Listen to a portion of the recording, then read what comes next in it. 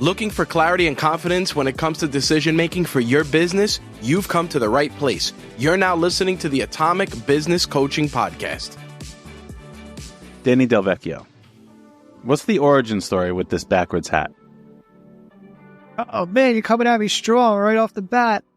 You know what? So many people acknowledge it, and I'm not sure that I've ever been asked this question before. So, well, I'm a Yankees fan for one.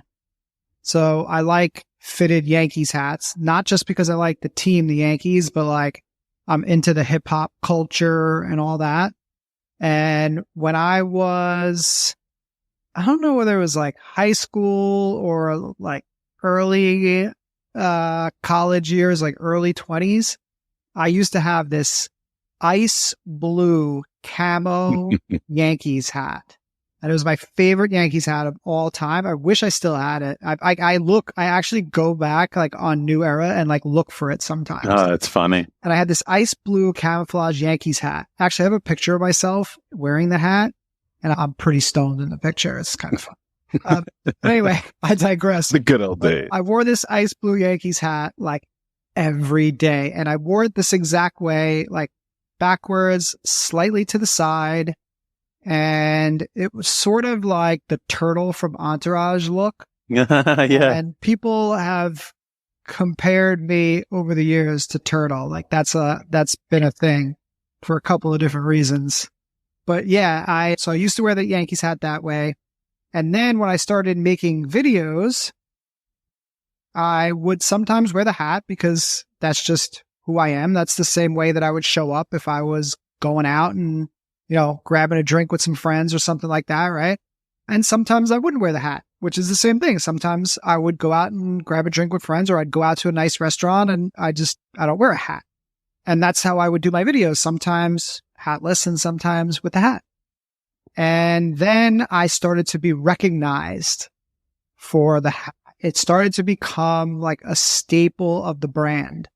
And there's a guy that you know, Sal from Broadway Tires. Right? Oh, Sal Hanna. Shout out Broadway Tires, Long Island, New York. Hell yeah. So Sal said to me, he goes, you wear those. He's like, when I see you, he's like, when you don't have the hat on, I don't watch the video.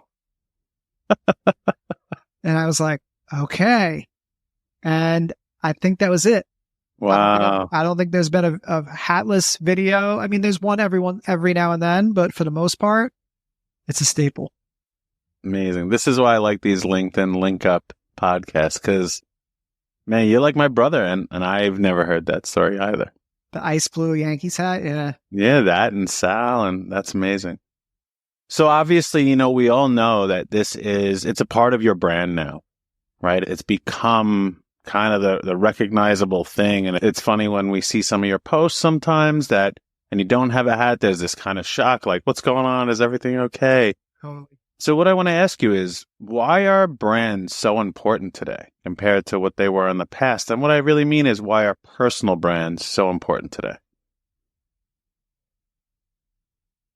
You know, this comes back to like you telling me, like, what's the name of your business? Like, how long were you like, what's the fucking name of your business? What's the fucking name of your business? And I'm like, Danny Del Vecchio. like I am the business. It's like, what is it? It's a Jay-Z song. He's like, I'm not a businessman. I'm a businessman. Like, That's it. Like, I am the fucking business, right? That's how I look at it. And, you know, I call people out on this too. It's like, you know, what's Hormozy's company name, right? People know, you know, a good portion like of his followers will know that his company is acquisition.com. And say with Gary Vee, like a good portion of his followers will know that VaynerMedia is the name of his company, right? But what's Tony Robbins' company's name? Right. Nobody's got any fucking idea, because you know why? It's just Tony Robbins. It's Tony Robbins Inc.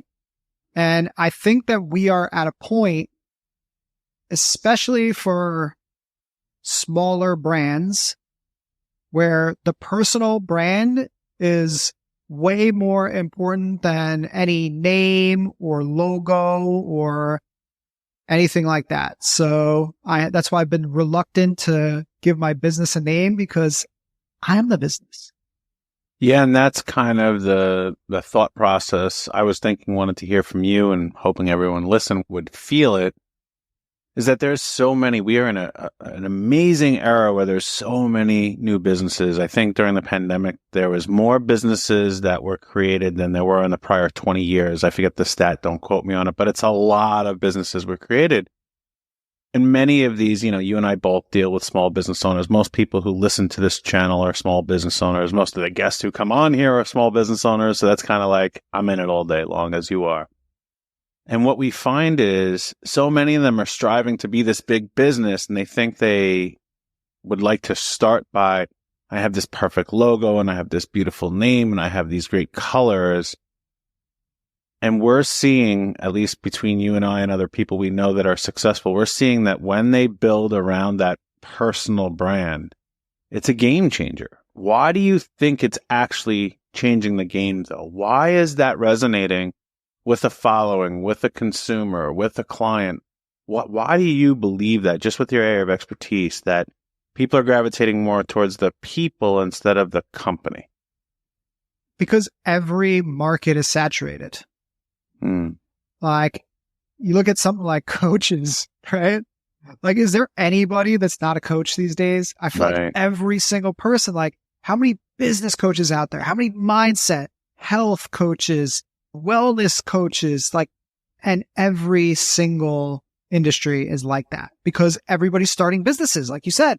Right. Everybody's like, they're coming to the point where, like, hey, I'm not going to go to the corporate route. I'm going to start my own thing. I'm going to do my own thing. Right. And to me, the way that you stand out amongst everybody else that does the exact same thing that you do and offers, promises similar results to what you do, the only way to stand out is just by being yourself. And people want to work with the people that they feel connected to, that they have this kind of vibe with.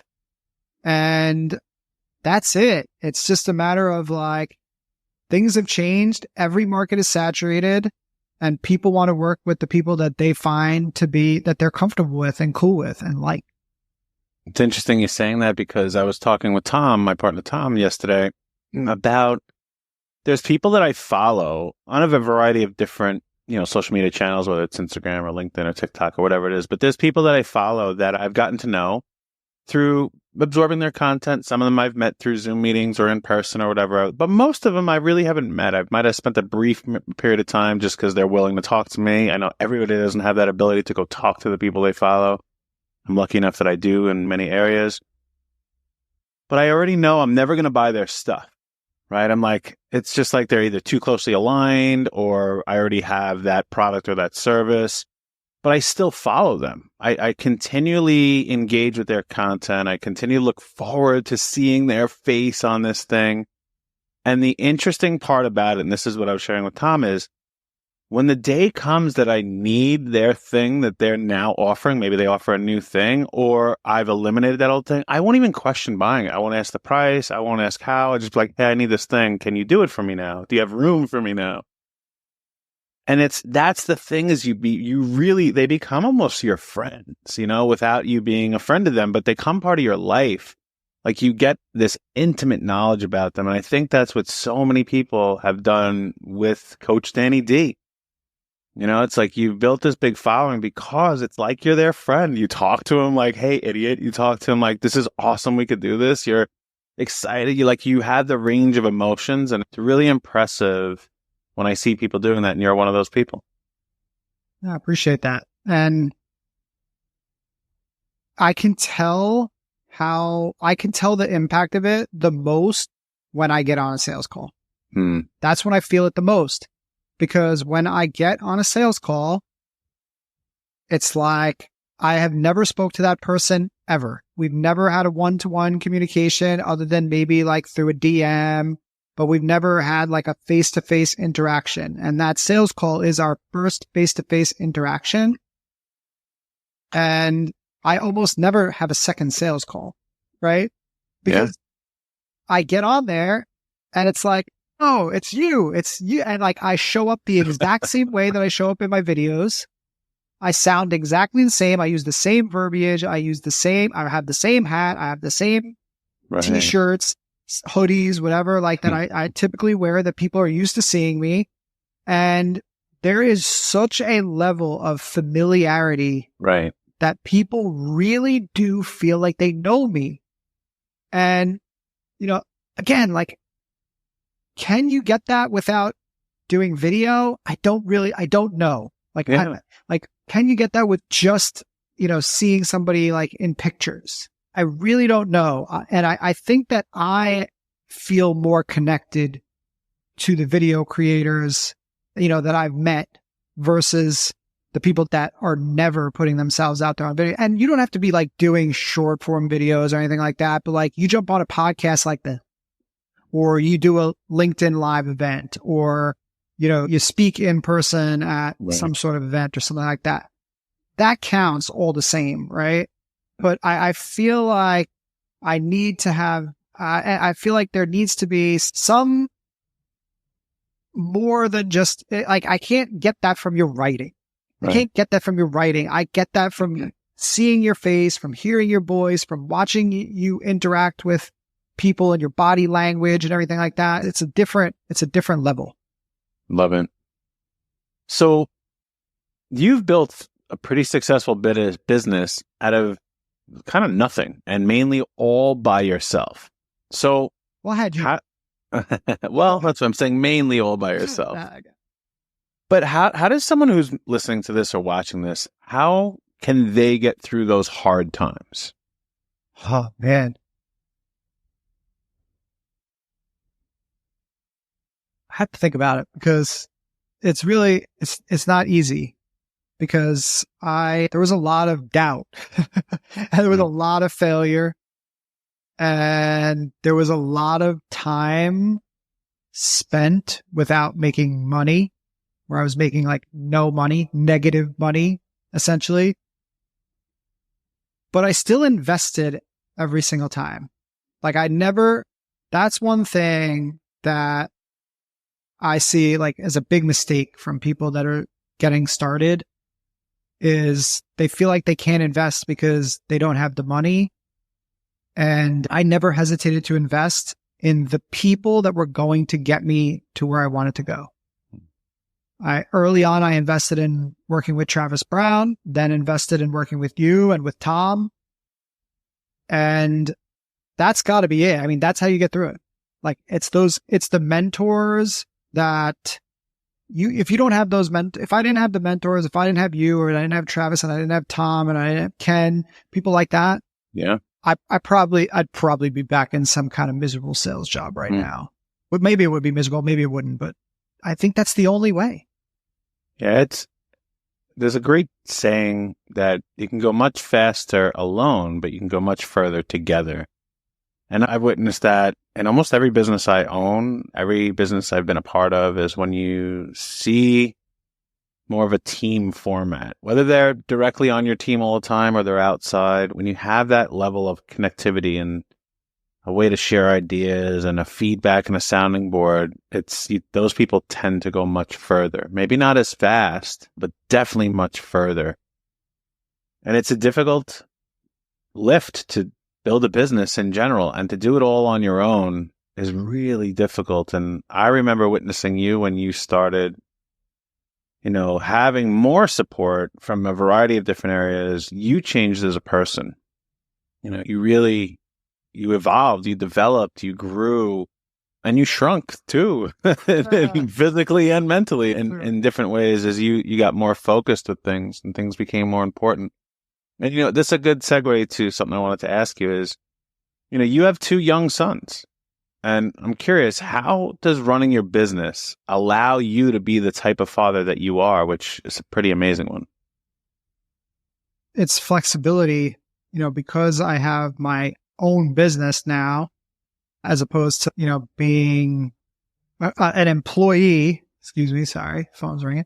I have the flexibility to work when I want. Right. So that's a big deal.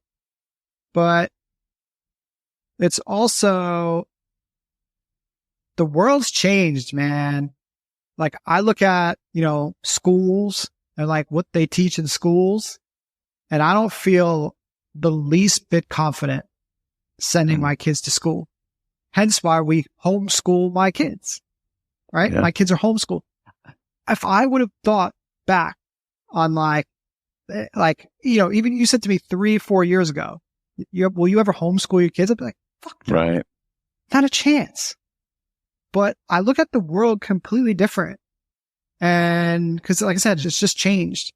And like I said, I have the freedom to go where I want, to do what I want, to work when I want, to work where I want, to go to my kid's school in the middle of the day if he has some sort of event that I want to attend. And I want the same kind of thing for them. I want the same freedom for them. And I want to be somebody that they look up to, and I want them to emulate you said to me before that you like want your son to get like a really good job and everything. You don't necessarily want him to be a business owner. I feel the opposite. Like I want my kids to like be entrepreneurs. I want that's why I started their own business. They had their own business. My kids have monthly recurring revenue. So if you guys are listening and you don't have monthly recurring revenue, my 5 and 7-year-old have MRR. All right. Just saying it's not a lot, but they got it.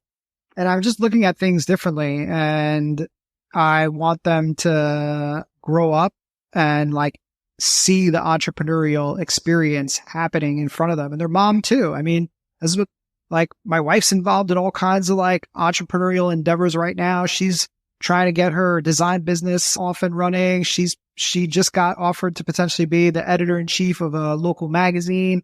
So like, we're doing all these things and it's exciting. And, and then we're going to be able to teach the kids that too. Cause now when you're homeschooling, you have the flexibility to teach them what you want them to learn. Right. And we can now teach them like a whole different level of things that they would never get from school.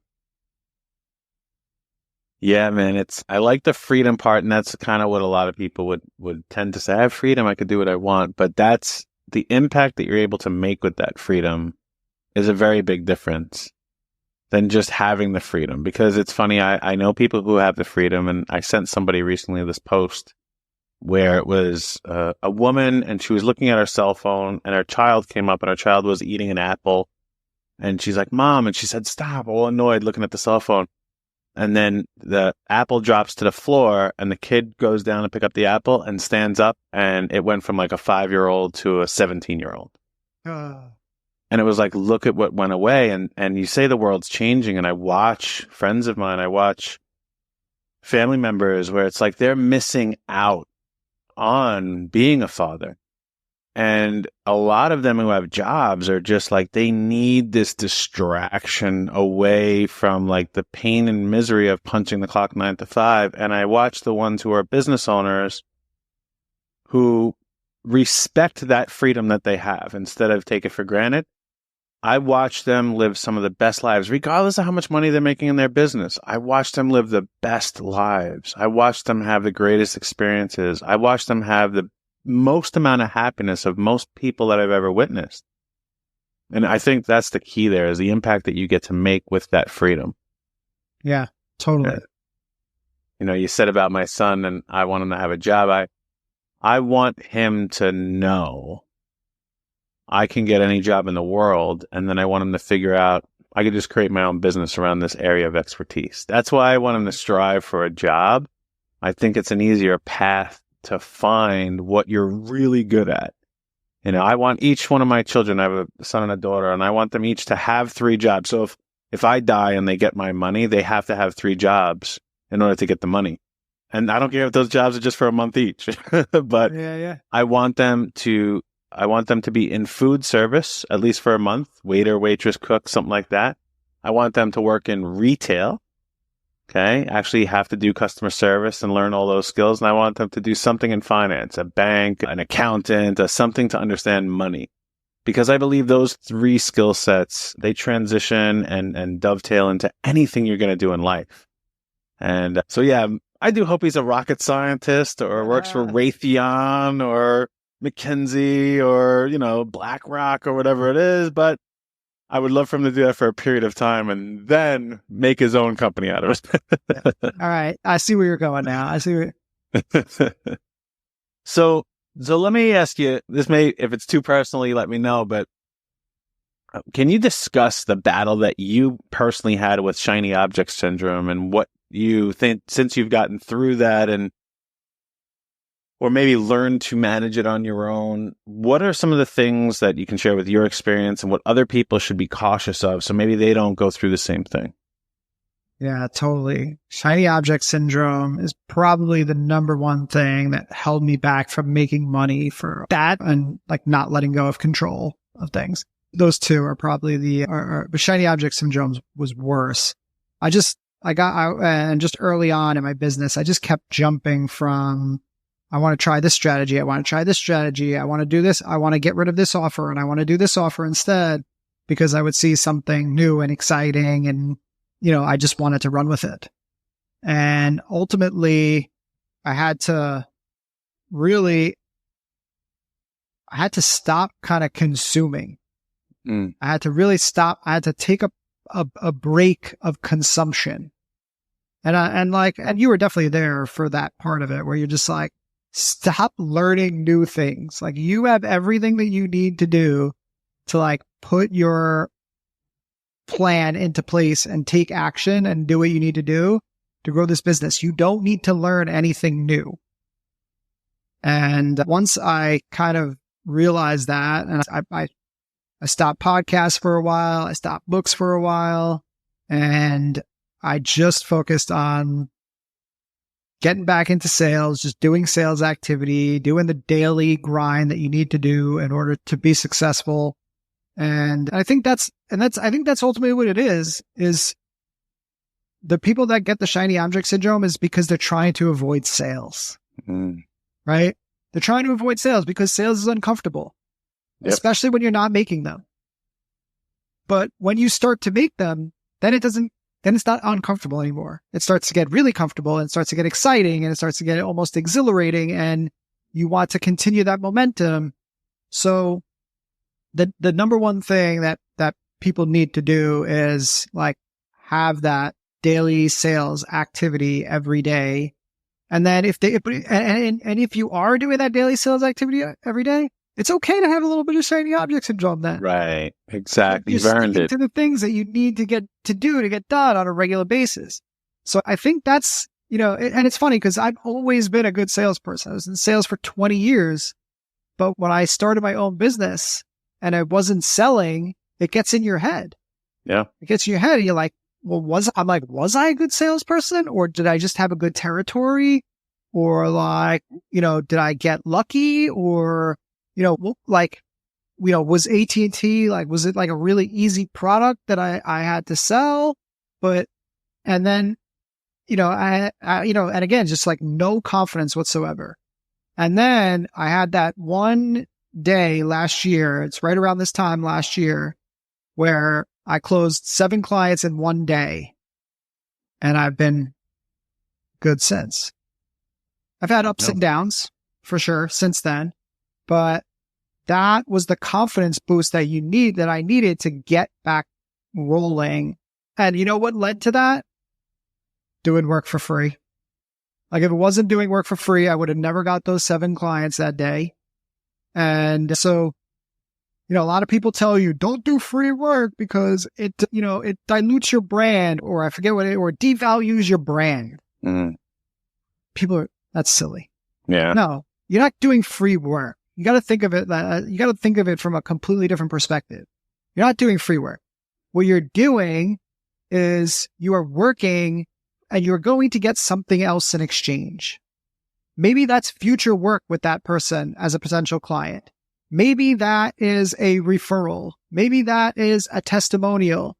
And that's essentially what I got. I traded that work that I did for a testimonial. And that testimonial signed 7 clients in one day and gave me the confidence that I needed to blow up the business and go from like where I was making nothing. I was actually like, I'm writing out this post right now. I was mapping it in my head where 2023, ready? A good month was $5,000. 2024, a shitty week is $5,000. Right. Yeah, it's just simple progress. 1 year. Yeah, 1 year. 1 year.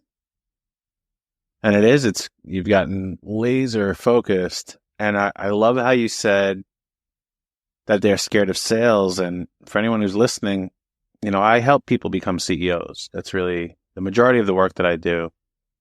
And what I tell them and what they find out is that what a CEO really is, there's only two things. A CEO is that you're going to be really good at these two things. Number one is development. You're going to develop your product, your process, and your people. And then you hand it off to the people who work for you. And then you have nothing to do. So the job number two is you generate revenue. So if you want to lead any organization, you're always going to be in sales. You might not be picking up the phone and dialing. You might not be sending DMs all day, but you're going to be a revenue generator. And if you're distracting yourself from generating revenue, then you probably should go work for someone else or find someone to help you overcome that. Because those people who decided, I'm going to go all in on sales, created amazing opportunities for themselves. Sales solves all problems. Every single problem is solved by sales. That's good, man. I'm glad that's where you came from. So listen, man, you really, as we're talking about this focus, is you've really focused on video. And recently there's been some pushback from some pretty big creators out there on LinkedIn. This works better, that works better. And I commend you for holding strong on this is my belief system. Why? What do you think? What do you think the next few years looks like in the landscape of social media for video? So I think video only continues to become more and more critical with every passing day because of AI. Mm-hmm.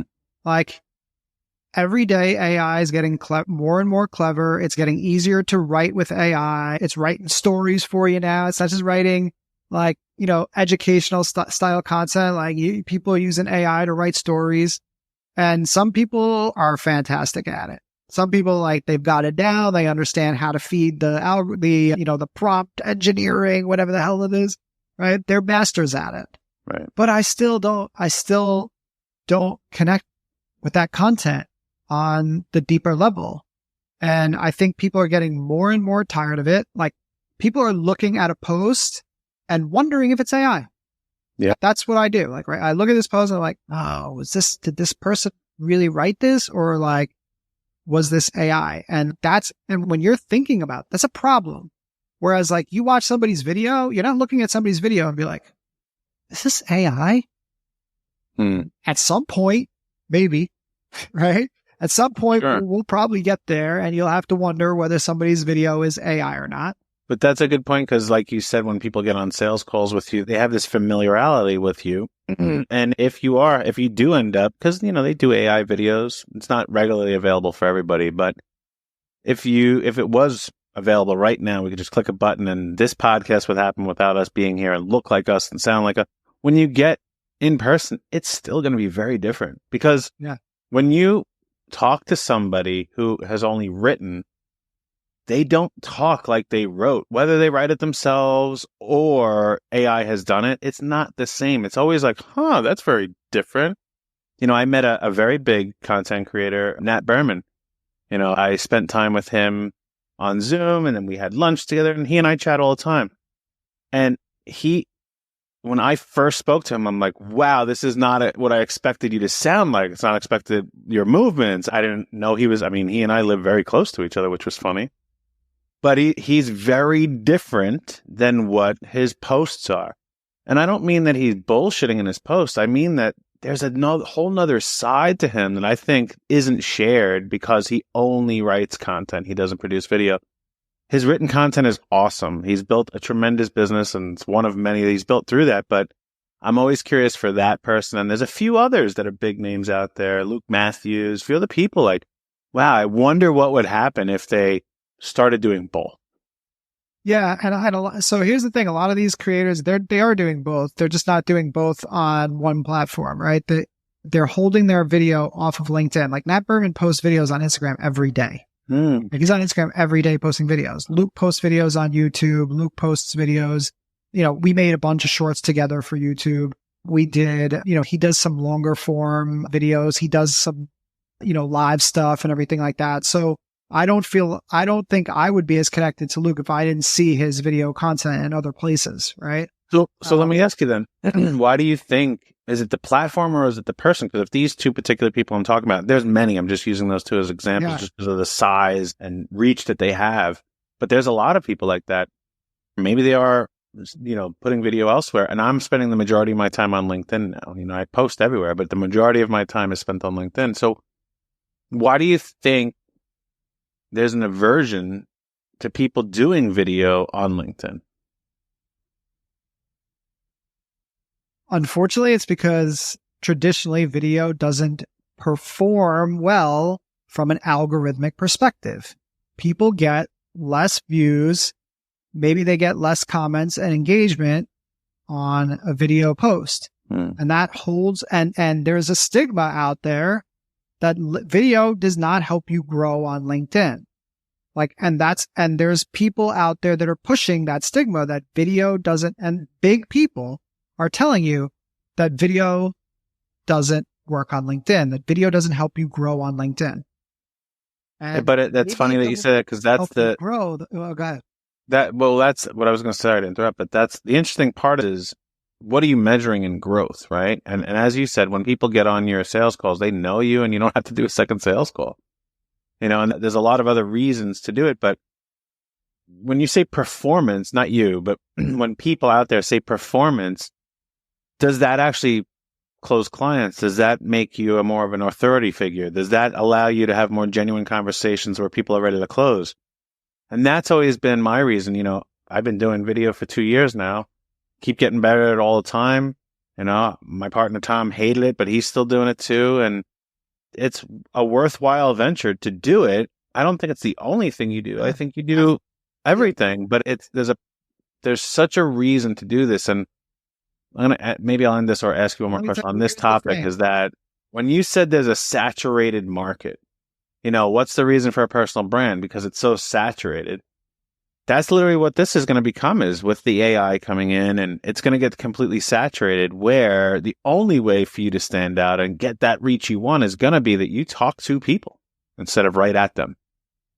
What's happening is that a lot of the big LinkedIn influencers, creators, and stuff like that they're doing text content, right? Because they're the world's best copywriters. Right. They're the world's best copywriters. And the world's best copywriters, they have a unique ability to connect with people through the written word.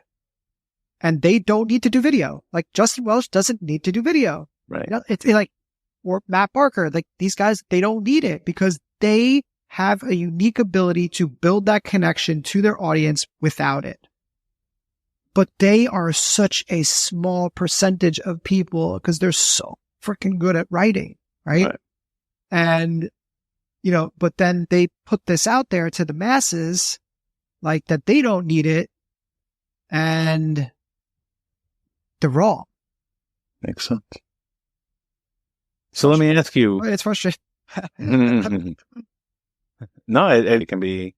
But it is, look, I'm living proof.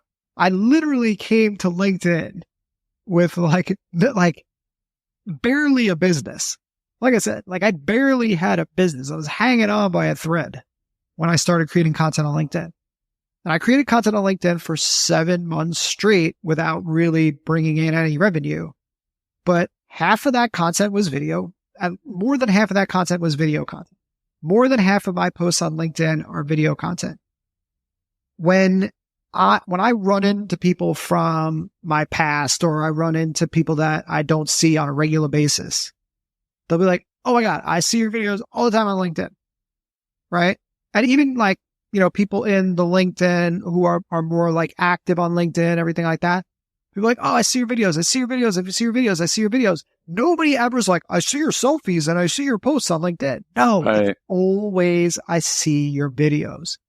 And it is more noticeable. It is more memorable.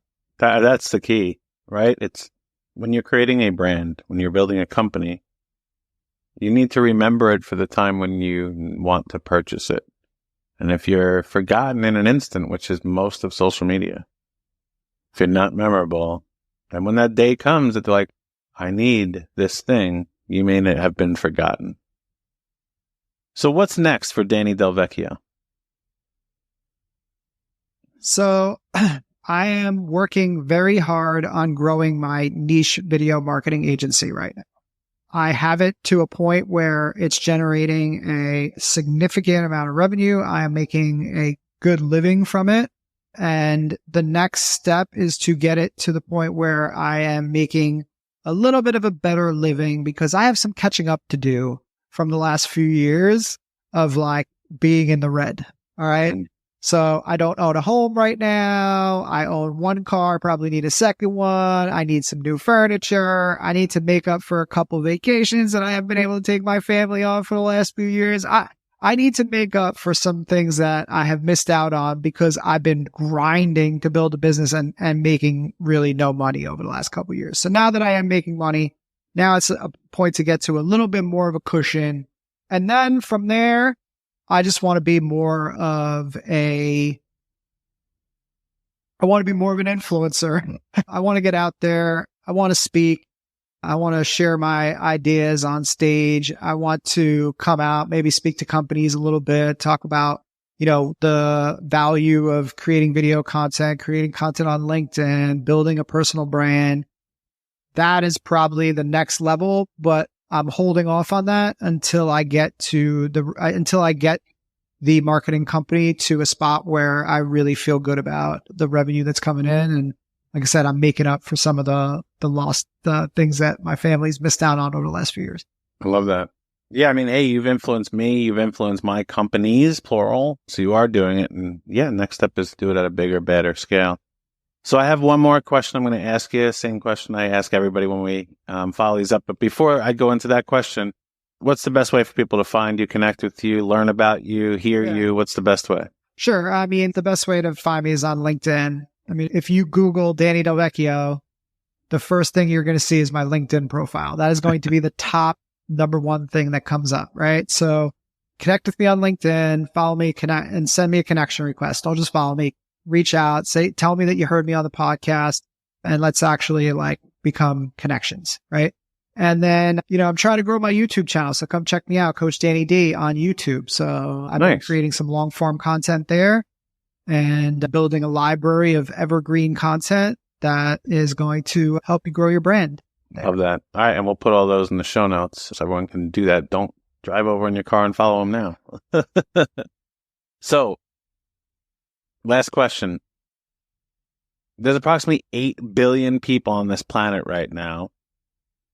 If you were to say one message that you knew every single person was going to hear, but that was the only thing they were going to hear from you for the rest of your life, what would that message be? That's why I ask it. And just do something that you love. And then, because that's going to make you a better person for the people that you love. Danny Del Vecchio, thank you. Thank you.